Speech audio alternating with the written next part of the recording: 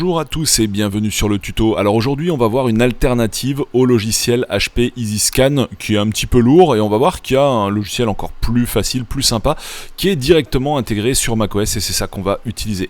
Alors comment faire pour utiliser ce logiciel? Donc là on part déjà du principe que vous avez installé votre imprimante HP avec l'assistant d'installation, donc les pilotes de l'imprimante sont installés, mais on va donc se passer de l'utilitaire de scan d'HP et utiliser directement celui de macOS. Alors pour ça, on va aller directement dans imprimante et scanner.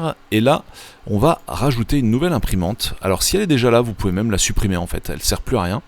On va ici cliquer sur le petit plus que voici, que voilà. Et on va faire ajouter une imprimante. Une fois qu'on est là dans ajouter, on va choisir l'imprimante qui va bien. Bon, jusque là. Voilà, c'est celle-ci que j'ai envie d'installer. Et là, vous allez attendre la fin de la collecte des informations. Et par défaut, au lieu d'utiliser Secure Print, vous allez utiliser ici le driver fourni par HP que vous avez installé précédemment. Je ne le montre pas dans le tuto, mais ça, c'est relativement facile à faire. Et après, vous allez cliquer sur Ajouter. Alors, qu'est-ce que ça va avoir pour effet? Je ferme ça parce que je l'ai déjà fait juste avant. Ça va avoir pour effet que quand vous allez être ici dans le gestionnaire d'imprimante, vous allez avoir le bouton numériser qui est là, que vous n'auriez pas autrement si vous aviez utilisé le pilote par défaut de Mac OS, donc de Apple. Donc je vous montre l'exemple concret. Si j'ajoute l'imprimante et que je ne fais pas ça, donc par exemple je mets exactement la même, je choisis le pilote par défaut fourni par Apple, paf, ajouter. Et là, surprise, vous allez voir que le bouton numériser est absent lorsque je sélectionne l'imprimante.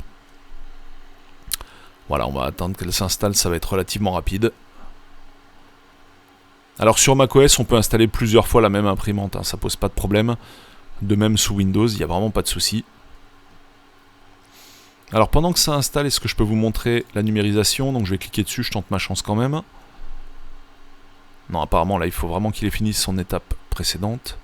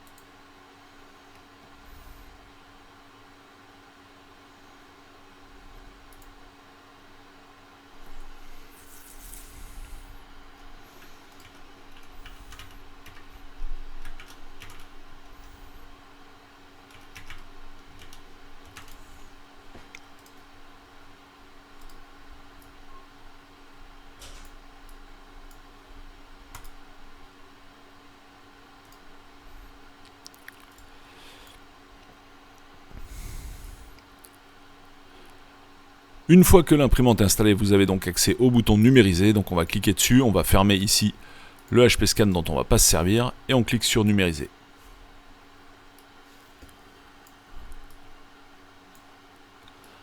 Ici dans numériser, on va cliquer sur ouvrir le scanner, et voilà, on a directement ici le scanner, il n'y a plus qu'à cliquer sur numériser pour activer la numérisation du document. Et du coup, vous voyez, l'application scanner de macOS est vraiment beaucoup plus légère, vous cliquez juste là-dessus, vous avez direct l'aperçu, ça tombe direct dans mes images, et vous pouvez cliquer plusieurs fois sur numériser si vous avez plein de pages à faire comme ça, vous tournez les pages à chaque fois, et du coup c'est vachement rapide, et ça fonctionne super bien, c'est très léger, et pour moi je trouve plus efficace que le logiciel fourni direct par HP.